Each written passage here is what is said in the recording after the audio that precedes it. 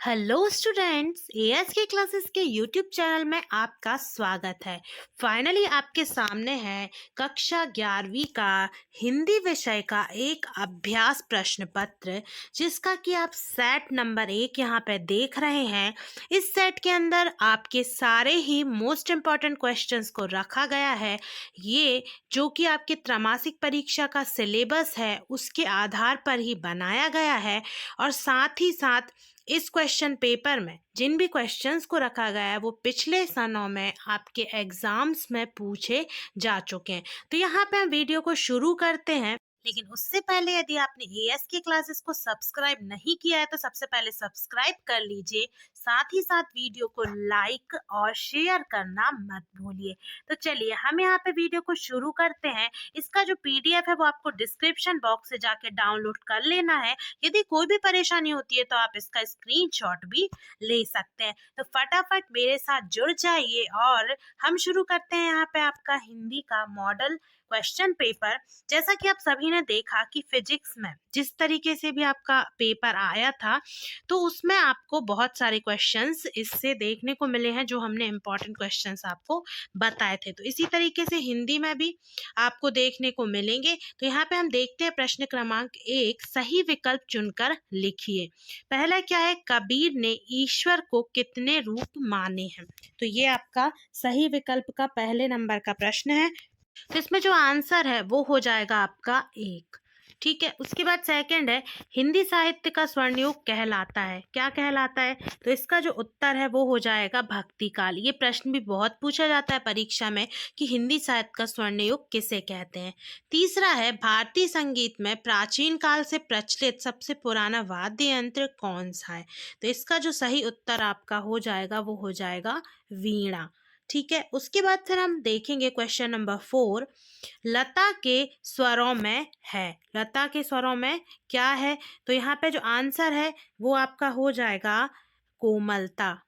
ठीक है, उसके बाद फिर है नमक का दरोगा कहानी का प्रकाशन किस वर्ष में हुआ था। तो इसका जो करेक्ट आंसर है वो होगा 1925 में। उसके बाद है क्वेश्चन नंबर 6, अपू के 2.5 साल पाठ गद्य की किस विधा में है। तो इसका जो आंसर हो जाएगा वो हो जाएगा संस्मरण। तो ये थे आपके सही विकल्प। उसके बाद हम आगे बढ़ते हैं। यदि आपने अभी भी वीडियो को लाइक नहीं किया है तो प्लीज़ सबसे पहले वीडियो को लाइक कर दीजिए। यहाँ पे पहला प्रश्न जो आपसे पूछा गया वो है, मियाँ नसरुद्दीन खालिस्तान के मसीहा थे। तो इसका जो सही आंसर है वो हो जाएगा नानबाइयों। इसका जो सही आंसर है वो क्या हो जाएगा? नान बाइयों। ठीक है, इसका सही आंसर हो जाएगा। उसके बाद फिर सेकंड जो क्वेश्चन है वो है यहाँ पे, विदाई संभाषण व्यंग खालिस्तान पर लिखी गई रचना है। ठीक है, तो इसका सेकंड वाले का जो आंसर है वो है यहाँ पे शिव शंभू के चिट्ठे।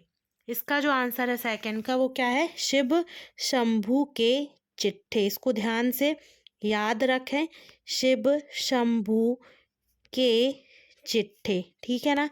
उसके बाद फिर आगे बढ़ेंगे, देखेंगे हम प्रश्न क्रमांक 3।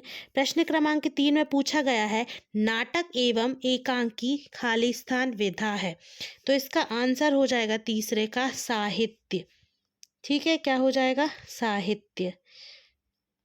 फिर उसके बाद आगे बढ़ेंगे, देखेंगे प्रश्न क्रमांक 4, संचार प्रक्रिया में प्राप्तकर्ता की प्रतिक्रिया को क्या कहा जाता है।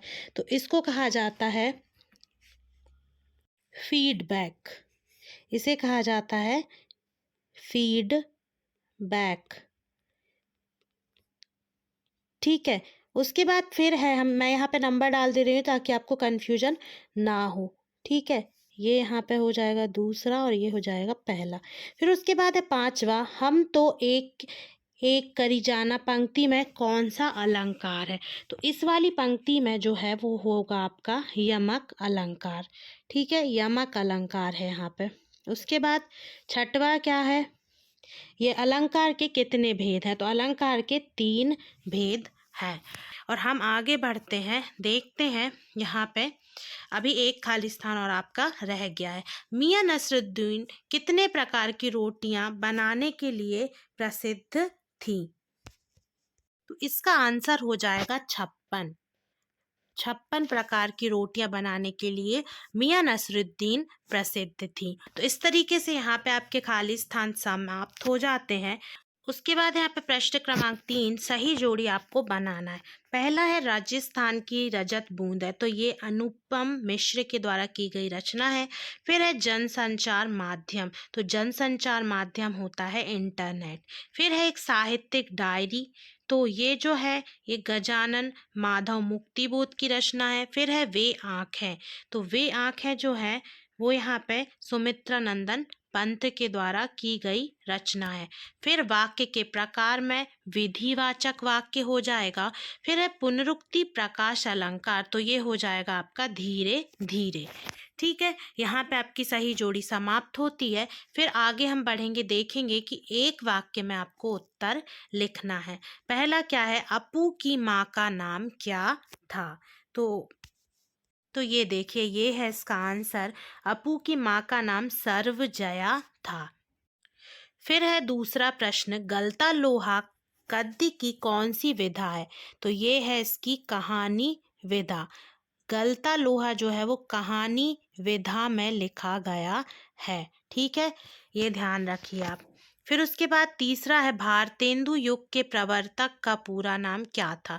तो इस युग के प्रवर्तक का पूरा नाम भारतेंदु हरिश्चंद्र था। तो ये देखिए, ये रहा इसका उत्तर, भारतेंदु हरिश्चंद्र। फिर यहाँ पे है चौथा प्रश्न, एलोरा की गुफाएं कब तैयार की गई थी?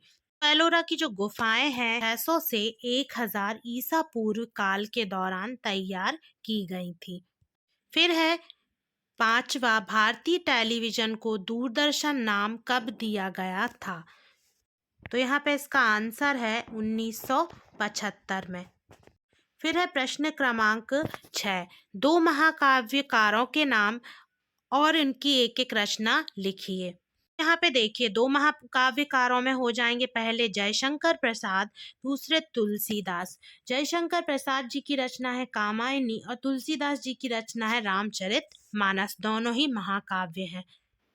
फिर यहाँ जो एक वाक्य का अंतिम प्रश्न है, अनुभाव कितने प्रकार के होते हैं? तो इसका सही आंसर हो जाएगा 4।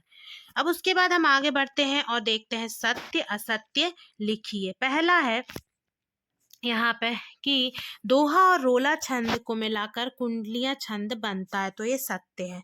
दूसरा प्रश्न है, गलता लोहा पाठ के लेखक शेखर जोशी हैं, ये भी सत्य होगा। तीसरा है, डायरी नितांत वैयक्तिक रचना है, तो ये भी सत्य हो जाएगा। चौथा है, जनसंचार माध्यम का लोगों पर केवल सकारात्मक प्रभाव पड़ता है, तो ये असत्य, क्योंकि इसका नकारात्मक प्रभाव भी पड़ता है। ये उपयोगकर्ता के ऊपर निर्भर करता है कि उसका सदुपयोग कर रहा है या फिर दुरुपयोग। पांचवा है, काव्य की शोभा बढ़ाने वाले तत्वों को छंद कहा जाता है, ये असत्य होगा, क्योंकि आप सभी को पता है कि उन्हें अलंकार कहा जाता है। फिर एक कुमार गंधर्व ने कबीर के पदों का गायन किया है, तो ये भी एकदम सत्य हो जाएगा।